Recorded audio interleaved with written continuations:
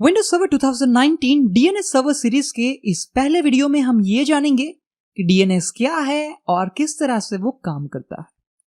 सबसे पहले ये जान लेते हैं कि डीएनएस का फुल फॉर्म क्या है। डीएनएस का फुल फॉर्म है डोमेन नेम सिस्टम। कई बार लोग उसे डोमेन नेमिंग सिस्टम या डोमेन नेम सर्विस भी बुलाते हैं। टीसीपी/आईपी नेटवर्क्स में जो क्लाइंट कंप्यूटर्स है वो डीएनएस सर्वर की हेल्प से होस्ट नेम एफक्यूडीएन से आईपी एड्रेस को फाइंड करते हैं, और ये जो प्रोसेस है होस्ट नेम से आईपी एड्रेस ढूंढने की, उसे हम कहते हैं नेम रेजोल्यूशन या फिर डीएनएस नेम रेजोल्यूशन। जब भी हम वेब ब्राउजर में किसी भी वेबसाइट का एड्रेस टाइप करते हैं, फॉर एग्जांपल www.google.com, उस टाइम पे उस क्लाइंट कंप्यूटर के अंदर जो डीएनएस सर्वर का आईपी एड्रेस कॉन्फ़िगर है, उस पे क्लाइंट एक रिक्वेस्ट सेंड करता है कि मुझे आप ये बताइए कि www.google.com का आईपी एड्रेस क्या है। उसके बाद डीएनएस सर्वर वो आईपी एड्रेस की इंफॉर्मेशन क्लाइंट को प्रोवाइड करेगा, और फाइनली जो क्लाइंट कंप्यूटर है वो वेब ब्राउजर की हेल्प से उस आईपी एड्रेस के साथ सेशन एस्टेब्लिश करेगा, और उसके बाद वो वेबसाइट ओपन हो जाएगी। क्योंकि आप और मैं वो अच्छी तरीके से जानते हैं कि टीसीपी/आईपी नेटवर्क के अंदर सारा जो कम्युनिकेशन है वो सिर्फ और सिर्फ आईपी एड्रेस की हेल्प से ही होता है। यानी कि जब भी हम www.google.com एक्सेस करते हैं तो एक्चुअली हम बैकएंड में google.com को नहीं, जो आईपी एड्रेस है उसके साथ कम्युनिकेशन करते हैं, और इसी पर्पस के लिए हम डीएनएस सर्विस को यूज करते हैं। सो हम ऐसा कह सकते हैं कि डीएनएस सर्विस की हेल्प से हम एफक्यूडीएन से आईपी एड्रेस को ढूंढ सकते हैं। अब ये समझ लेते हैं कि एफक्यूडीएन क्या है। एफक्यूडीएन का पूरा नाम है फुल्ली क्वालिफाइड डोमेन नेम, और एफक्यूडीएन की हेल्प से ही किसी भी कंप्यूटर का इंटरनेट पे जो डोमेन नेम है वो कंप्लीट होता है। हम सिंपली ऐसा कह सकते हैं कि एफक्यूडीएन जो है वो होस्ट नेम और डोमेन नेम का कॉम्बिनेशन है। एग्जाम्पल के लिए मैंने यहाँ पर मेंशन किया है mail.google.com। इस एग्जाम्पल में जो मेल है वो उसका होस्ट नेम है, और google.com जो है वो उसका डोमेन नेम है। ठीक है। एक और बात बताना मैं भूल गया कि जो एफक्यूडीएन की लिमिट है वो है 255 कैरेक्टर। यानी कि जो भी आप एफक्यूडीएन सेट करो उसकी जो लेंथ हो सकती है वो हो सकती है 255 कैरेक्टर। ठीक है। अब हम ये समझ लेते हैं कि डीएनएस सर्विस एक्चुअली काम कैसे करती है। ऑलरेडी मैंने आपको इसका ओवरव्यू दे ही दिया है, फिर भी हम एक बार उसे रिवाइज कर लेते हैं। एंड यूजर जब क्लाइंट कंप्यूटर के ऊपर वेब ब्राउजर को एक्सेस करके किसी भी वेबसाइट का एड्रेस वहां पर मेंशन करते हैं, उस टाइम पे बैकएंड में जो क्लाइंट कंप्यूटर है उसके ऊपर जो कॉन्फ़िगर डीएनएस सर्वर का आईपी एड्रेस है उसको क्वेरी सेंड करता है। फॉर एग्जांपल ये यूजर यहां से एक्सेस कर रहा है www.youtube.com। ये जो क्वेरी है वो सेंड होगी आईएसपी के डीएनएस सर्वर के ऊपर, और आईएसपी का डीएनएस सर्वर को अगर www.youtube.com का आईपी एड्रेस पता है तो वो यहां से वो आंसर क्लाइंट को वापस करेगा, और क्लाइंट उस आईपी एड्रेस को लेके उसके साथ जो इंटरनेट पे जो सर्वर है, वेब सर्वर है, उसके साथ वो कम्युनिकेशन स्टार्ट करेगा। बट मान लीजिए कि उस टाइम पे आईएसपी के डीएनएस सर्वर के पास उसका आंसर नहीं था, तो क्या होगा? अगर आईएसपी के डीएनएस सर्वर के पास उसका आंसर नहीं है तो वो उसके ऑथोरिटेटिव जो डीएनएस सर्वर है उसके पास वो क्वेरी लेके जाएगा और वहां से आंसर लेके आएगा। और ऐसा नहीं होता है कि आईएसपी का DNS server authoritative DNS server के पास जाए। आईएसपी के डीएनएस सर्वर के ऊपर भी बहुत सारे फॉरवर्डर सेट होते हैं, रूट हिंट सर्वर्स होते हैं, जिसको आईएसपी का सर्वर क्वेरी सेंड कर सकता है और उसके पास से वो आंसर ले सकता है। अब इस सिचुएशन में जो ये क्लाइंट कंप्यूटर है वो बन जाता है डीएनएस क्लाइंट, और ये जो सर्वर है वो एक्ट करता है एज अ डीएनएस सर्वर, क्योंकि वो सर्विस को प्रोवाइड कर रहा है। मान लीजिए जो हमने सेकंड सिनारियो देखा था कि जिसमें अगर आईएसपी के डीएनएस सर्वर को भी आंसर नहीं पता है तो उस टाइम पे जो डीएनएस सर्वर है वो बन जाएगा डीएनएस क्लाइंट, और ये सर्वर एक्ट कर रहा है एज अ सर्वर। जो आंसर आएगा वो डीएनएस सर्वर उस आंसर को अपनी कैच में स्टोर करेगा, जिससे नेक्स्ट टाइम अगर क्लाइंट यही क्वेरी लेके वापस आता है तो वो यहां से ही उसको आंसर प्रोवाइड कर सकते हैं। डीएनएस सर्विस जो है वो रन कर होती है यूडीपी के पोर्ट नंबर 53 के ऊपर। यानी कि जब भी क्लाइंट कंप्यूटर डीएनएस सर्वर को रिक्वेस्ट सेंड करेंगे वो रिक्वेस्ट होनी चाहिए यूडीपी पोर्ट 53 के लिए। क्यों? क्योंकि डीएनएस सर्विस उसी पोर्ट पे रन होती है। ठीक है। अब यहां पर मैंने मेंशन किया हुआ है एनएस और नेम सर्वर, तो ये भी समझ लेते कि एनएस क्या है। इंटरनेट के ऊपर आपको बहुत बार एनएस देखने मिलेगा। एनएस का मीनिंग होता है नेम सर्वर, जिसे हम डीएनएस सर्वर भी कहते हैं। जिस सर्वर के ऊपर डीएनएस सर्विस कॉन्फ़िगर्ड हो और रन हो रही हो और वो सर्वर उस क्वेरी का आंसर दे रहा हो, तो सर्वर को हम बोलते हैं एनएस या फिर DNS server. So in short हम ऐसा कह सकते हैं कि जिस सर्वर के ऊपर डीएनएस सर्विस कॉन्फ़िगर्ड होती है उसे हम कहते हैं नेम सर्वर। ठीक है। अब जो डीएनएस का स्ट्रक्चर है वो कुछ ऐसा है।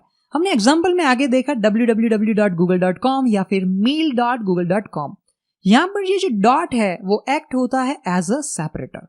वो सेपरेट करता है कि कितना पोर्शन डोमेन नेम है या कितना टॉप लेवल डोमेन है, सेकंड लेवल डोमेन है, सब डोमेन है या फिर होस्ट नेम है।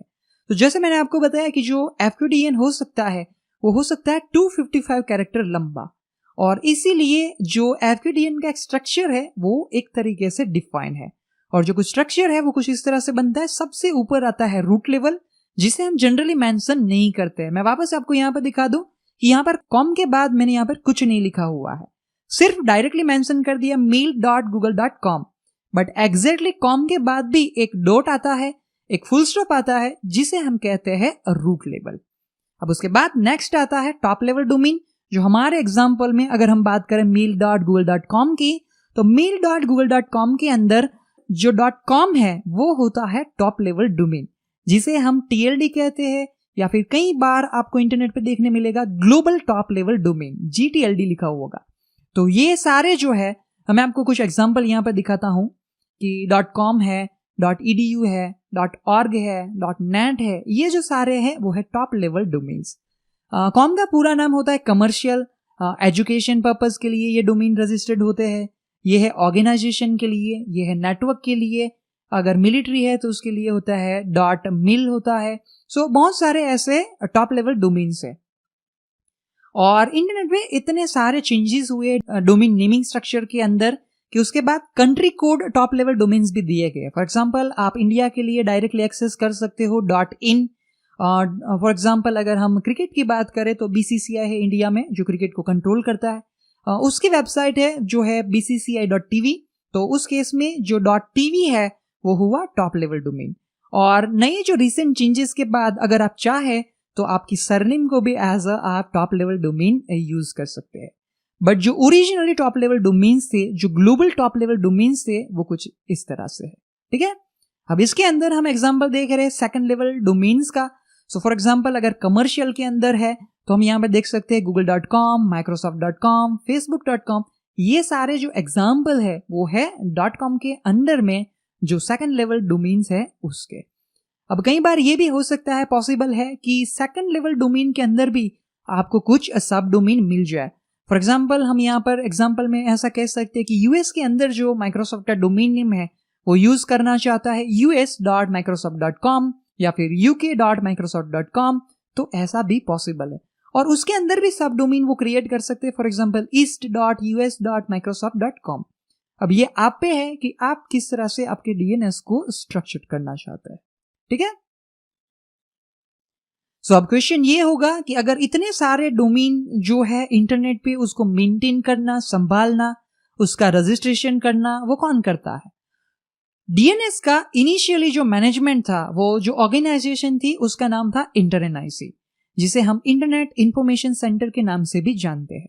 इनिशियली ये जो डोमेन नेम्स थे उसको यही मैनेज करते थे। बट उस टाइम पे इंटरनेट पे उतनी सारी वेबसाइट्स नहीं थी, उतने सारे डोमेन्स को रजिस्टर्ड नहीं किया जाता था। अगर आज आपको अपनी वेबसाइट बनानी है तो उसके लिए आपको आपके जो डोमेन नेम है वो परचेज करना पड़ेगा, उसको रजिस्ट्रेशन करवाना पड़ेगा। और मोस्ट ऑफ केस में जब भी आप किसी भी होस्टिंग प्रोवाइडर से प्लान परचेज करते हो तो वही लोग आपके डोमेन को रजिस्टर्ड कर देते हैं। एग्जाम्पल के लिए हम कह सकते हैं कि GoDaddy है या होस्टिंगर है। जब भी आप उसके होस्टिंग प्लान को परचेज करोगे तो वो पहले ईयर, जो फर्स्ट ईयर है, उसमें वो लोग फ्री में ही आपके डोमेन को रजिस्टर कर देंगे और नेक्स्ट ईयर से आपको उसके लिए चार्ज पे करना पड़ेगा। अब जो डोमेन नेम रजिस्ट्रेशन और अलोकेशन का और ये जो सारा स्ट्रक्चर है उसे मैनेज करता है ICANN नाम की जो ऑर्गेनाइजेशन, जिसका पूरा नाम है internet corporation for assign names and numbers. तो चलिए पहले हम उन दोनों के वेबसाइट को एक्सेस कर लेते हैं और जान लेते हैं उनके बारे में। मैं चलता हूं अपने विंडोज 10 क्लाइंट कंप्यूटर के ऊपर। ओपन कर लेते हैं माइक्रोसॉफ्ट एज वेब ब्राउजर,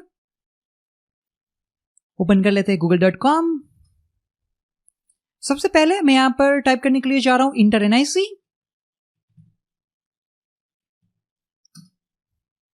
यह है उनकी वेबसाइट www.internic.net और यहां पर इनके बारे में इंफॉर्मेशन है कि InterNIC क्या है। आप विकिपीडिया से उसके बारे में और भी इंफॉर्मेशन ले सकते हैं।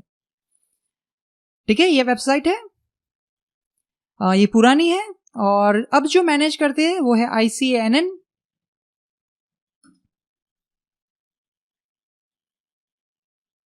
ये उनकी वेबसाइट है ICANN की।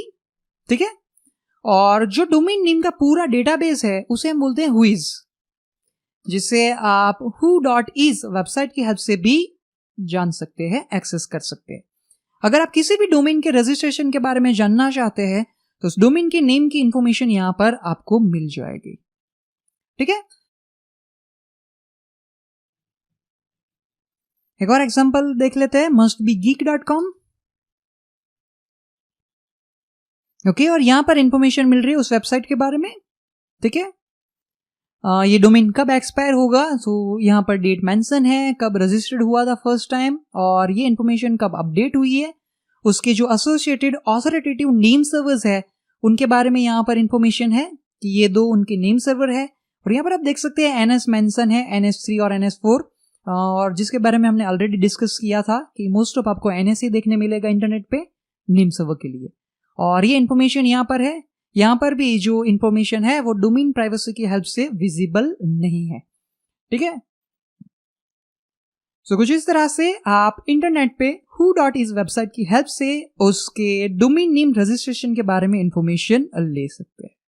ठीक है, मैं इसको इन सभी टैब को बंद कर देता हूं। हम कॉपी कर लेते इस नाम को। ठीक है, मैं ओपन करने के लिए जा रहा हूं पावरशेल। सबसे पहले मैं यहां पर टाइप करता हूं पिंग, और जो नाम हमने कॉपी किया है उसको हम यहां पर पेस्ट कर देते हैं।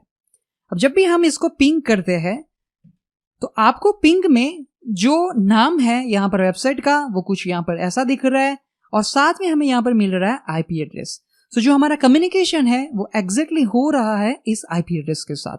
और उसके लिए ये कंफर्म करने के लिए हम कमांड रन कर सकते हैं netstate-n, जो आपको जितने भी एस्टैब्लिश कनेक्शंस है उसके बारे में इंफॉर्मेशन प्रोवाइड करेगा। जो IP एड्रेस है वो है 192.0.32.7। ढूंढते हैं उस IP एड्रेस को, कौन सा है, 192। ओके, हमें वो IP एड्रेस यहां पर मिल रहा है। यहां पर 2 सेशन एस्टैब्लिश है और अभी वो बता रहा है टाइम वेट। रिफ्रेश कर लेते हैं एक बार इसको, वापस चलते पावरशेल पे और वापस सेम कमांड रन करते हैं। ठीक है, अब यहां पर हमें और 3 सेशन एस्टैब्लिश मिल रहे हैं। एक्चुअली 2 ही सेशन है जो उस वेबसाइट के साथ एस्टैब्लिश है। यानी कि जब भी आपने वेबसाइट एक्सेस की www.icnn.org, बैकएंड में जो सेशन कनेक्शन एस्टैब्लिश हुआ है वो हुआ है इस IP एड्रेस को। और ये नाम से ये IP एड्रेस ढूंढने के लिए जो बैकएंड में सर्विस और मैकेनिज्म यूज हुआ वो है हमारा DNS सर्विस। ठीक है, मैं वापस चलता हूं पावरशेल के ऊपर। अगर आप चाहे तो आप NSLOOKUP कमांड का भी हेल्प ले सकते हैं। उसका ये TCP/IP कमांड लाइन यूटिलिटी है नेम सर्वर लुकअप के लिए। करंटली हम जो क्वेरी कर रहे हैं वो हम कर रहे हैं गूगल के पब्लिक DNS सर्वर के साथ, जो है 8.8.8.8।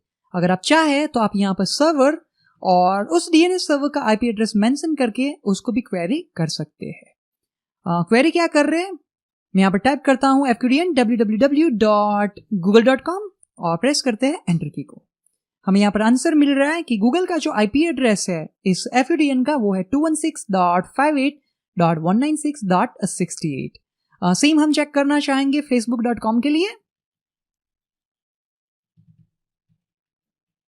प्रेस करते हैं एंटर की और हमें यहाँ पर आंसर मिल रहा है फेसबुक का भी। ठीक है, ये है उसका IP एड्रेस। और एक चीज मैं आपको बताना भूल गया, अगर आप इस गूगल के IP एड्रेस को कॉपी करते हो और वेब ब्राउजर में जाके उसी IP एड्रेस को वहां पर पेस्ट करते हो, एंटर देते हैं, तो भी आप जो एक्सेस करोगे वो गूगल ही होगा, क्योंकि वही IP एड्रेस के साथ हम कम्युनिकेशन करते हैं। डीएनएस को याद रखने के लिए सिंपली हम ऐसा कह सकते हैं कि जैसे हम अपने मोबाइल फोन में सभी के मोबाइल नंबर्स याद नहीं रख सकते हैं, बट हम उस पर्सन को नाम से इजीली याद रख सकते हैं। तो हम हमारे मोबाइल में कॉन्टेक्ट क्रिएट करते हैं जहां पर उस पर्सन का नाम लिखते हैं और साथ में उसका मोबाइल नंबर सेव करते हैं। अब जब भी आपको उस पर्सन को कॉल करना हो तो आप उस पर्सन के नाम को फाइंड करते हो और उस पे कॉल लगाते हो, बट रियल में आप उस पर्सन को कॉल नहीं कर रहे हो, उस पर्सन के जो कॉन्टेक्ट लिस्ट में जो नंबर सेव है आप उसको कॉल कर रहे हो। सेम डोमेन नेम, डीएनएस और वेबसाइट ये सारे केस में है कि जब भी आप www.google.com एक्सेस करते हो तो एक्चुअली आप इसके साथ कम्युनिकेशन नहीं कर रहे हो, जो आईपी एड्रेस है उसके साथ आप कम्युनिकेशन कर रहे हो। ठीक है, सो इस वीडियो के लिए इतना ही। इस वीडियो में हमने सीखा कि किस तरह से डीएनएस सर्वर काम करता है, डीएनएस क्या है और डीएनएस की क्या जरूरत है। अगर आपको ये वीडियो अच्छा लगे तो लाइक करना ना भूले और अपने फ्रेंड सर्कल के साथ शेयर करना ना भूले। अगर आपकी कोई भी क्वेश्चंस या क्वेरी है तो कमेंट सेक्शन में उसको मेंशन करना ना भूले।